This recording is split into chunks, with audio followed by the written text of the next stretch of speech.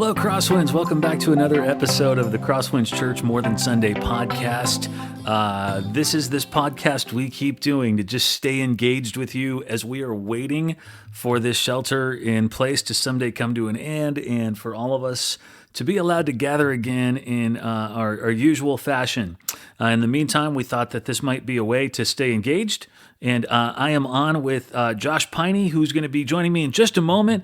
And he's going to tell us all about the CrossWinds kids' plans for phasing in and doing some sort of regathering themselves. So, hope you enjoy this conversation.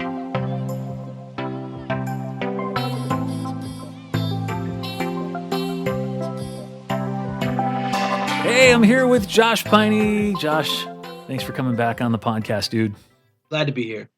Josh is our CrossWinds Kids director, and let's see, 2 Sundays ago, I mentioned in the message that coming up on the podcast here, we would be having a time for our kids men and our student men to kind of walk us through what it looks like for them to do their own phases, so to speak. Because again, 2 Sundays ago, I was kind of talking about our gathering size phases at CrossWinds for adults and what things looked like, but we didn't really have time to get into what it looked like for kids. And Josh is going to walk us through some of that a little bit. He's got some great ideas. Josh, before we get into those, the conversation we were just having before we started recording was how kids are not good at social distancing. Your plans revolve around kids not being good at social distancing. Yes. Talk to us more about that a little bit. Yeah. So if you want to test how good they are at social distancing, just name an object in your house and say, for the rest of the night, you have to stay 6 feet away from this object at all times. And if you do that, you can offer them a prize. You can have a popsicle. My daughter's motivated by popsicles, so you can have a popsicle. You will turn your head, and they will sneak closer to that object just because you said they couldn't get 6 feet. So and that's an inanimate object in your house that they had no interest in before you brought interest to it. And it doesn't move toward them. No, it doesn't. Now, if you, or for those of you that have 2 kids and they're fighting in the back seat about, oh, he's looking out my window, or oh, he's touching me, or oh, he's on my side. Like, kids live to torture each other with boundaries. Yes. And we are talking about a very important boundary, and unless we're going to put them all in bubbles or with giant hula hoops on, or cement them to their chair, it's just really hard to imagine a way to keep them socially distant, because they are social creatures, and who are obsessed with physical touch. To piggyback on Andrea's message this last week, like, that is their love language. They are physical touch machines. So yeah. So I think as part of this, what we've come to realize is, regardless of what CrossWinds' different gathering size phases are for adults, yours do not correspond. What I mean by that is, not only are they not the same exact ones, but just for kids, which maybe like Sunday morning is kind of what we do. Like, hey, we have an adult service for kids. For adults, please don't bring your kids into our adult service. But then we also have kind of a kids service in their own programming for them. This is very different. Walk us through your phase. Not only is the content different, the timing will be different. We may be in phase 3 and you're still in phase 1. Yes. First of all, you just lost like half of the parents because they heard you say bring your kids and they're like, what? And so they're already thinking about what. Yeah. So anyway, refocus, guys. We're not bringing kids to big church right now. So when I loved the way you outlined the phases for just for CrossWinds, because I think we are all looking for something to look forward to in this time. And I'm more of a fly by the seat of your pants kind of guy. My wife likes a schedule. She likes a plan. And if you deviate from it, it's not good for her emotional state. And I think there's a lot of people that feel comfortable and they feel secure and stuff like that. So I really loved how you laid it out. But when you asked us to do a similar thing for kids, I had a mini panic attack, because my first thing is like, I'm going to have to saran wrap them all. Like, there's no way to do this. Right. But my team and I got together, and when I say got together, we talked on the phone. Like, I'm pretty confident with, I'm pretty excited about some of the things that we came up with, and they aren't going to seem super duper new, because we do elements of this anyway, but they are refocused and repurposed, and I think it'll give your kids something to look forward to as you yourself as an adult are going through the phases that CrossWinds is going through. So, Yeah. First off is we're looking for fun ways to engage you guys outside of this. Now, these aren't predicated on certain things becoming open or the public health department saying like you can do X, Y, and Z. These are just fun things that we're looking to do. We are looking to do some fun hangout like event style meetings through the computer like your kids have been doing for school. For example, we did a princess night a couple years ago that was a huge hit. We are exploring a way to do another princess night through a Zoom call where I just have princesses jump on and hang out with your kids one-on-one or one that'll be on fun. 15. So things like that. We're looking at the possibility of doing something like a drive-in church or something similar to that where you can come and it's more of a show and it's entertaining and you can hang out in your car and park next to your friends.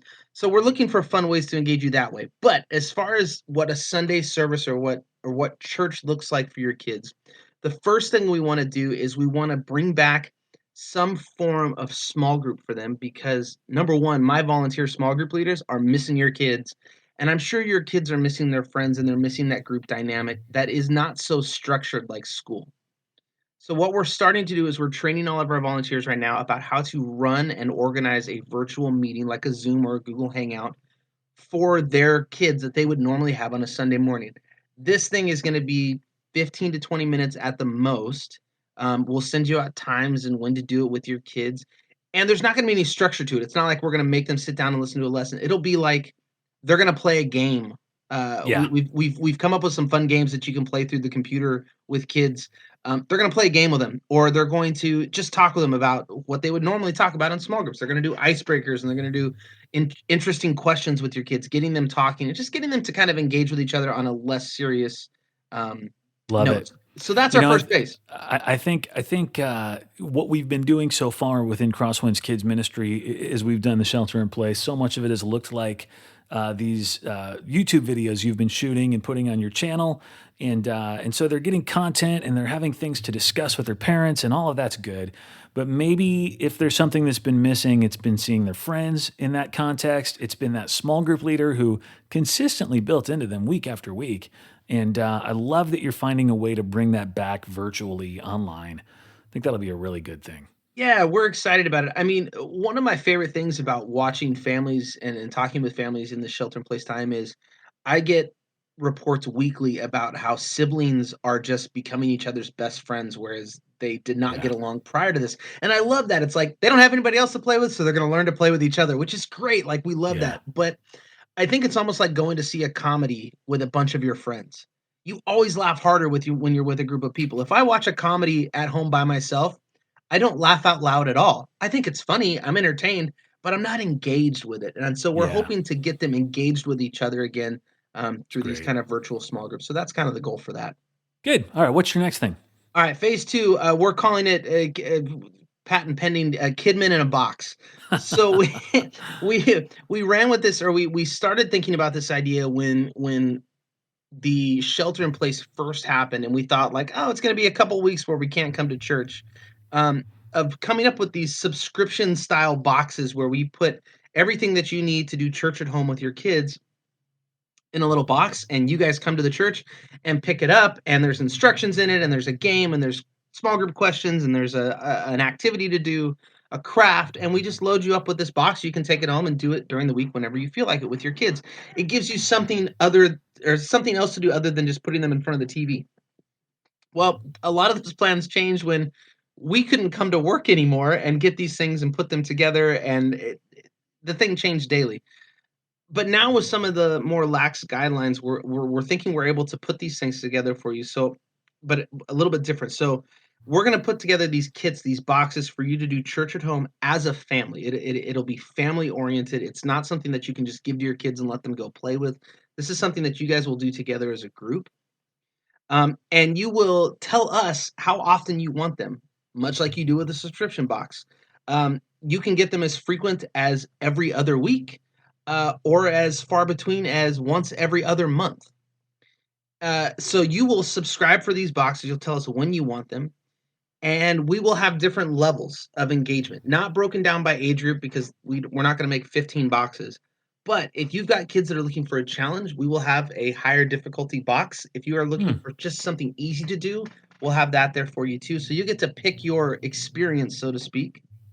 And then we, meaning me and my team, will deliver them to you. So we're not giving you a chore. We're not giving you an errand to do to come out to the church to pick this thing up because we know how hard that is. We're going to deliver them to you.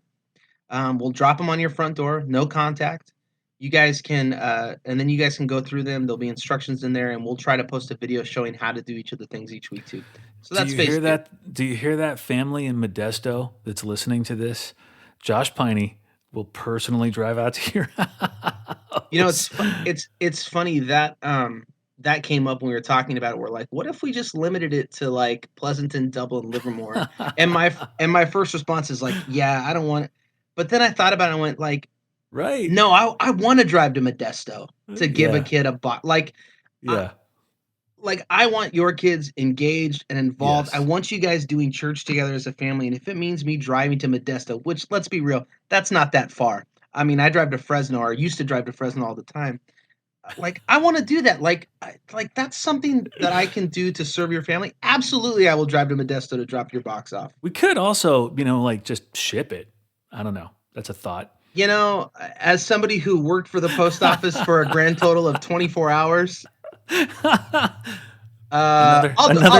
I'll drive another it to story for another time. I'll drive it to you. No, I love this box idea. Again, I think to equip families to since we cannot be your kids' pastors right now in the way that we maybe used to, and be engaging them personally, getting down on the floor with them and talking about this kind of stuff to help you do this as a family together could be really, really important. So hope people take advantage of that.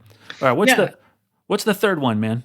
All right, so our third and final-ish phase here is going to look a little more like church.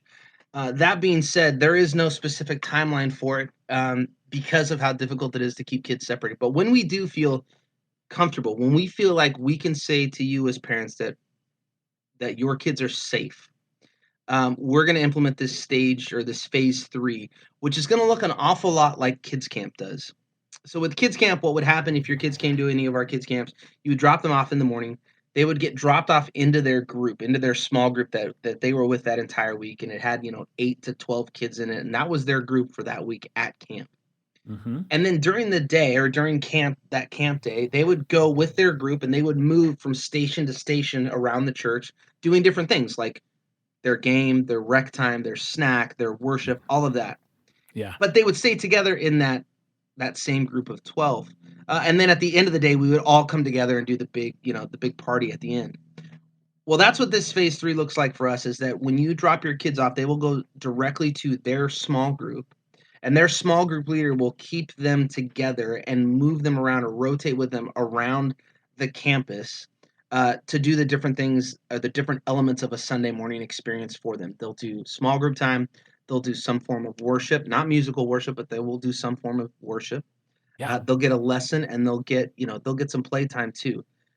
And we'll keep them separated. We'll keep them in their own little groups of their friends. We'll do our best to keep them together with their friends, and we'll move them around so it's just with that. They're with their same small group leader every week. They're with that same group of 6 to 8 kids every week, and that way we are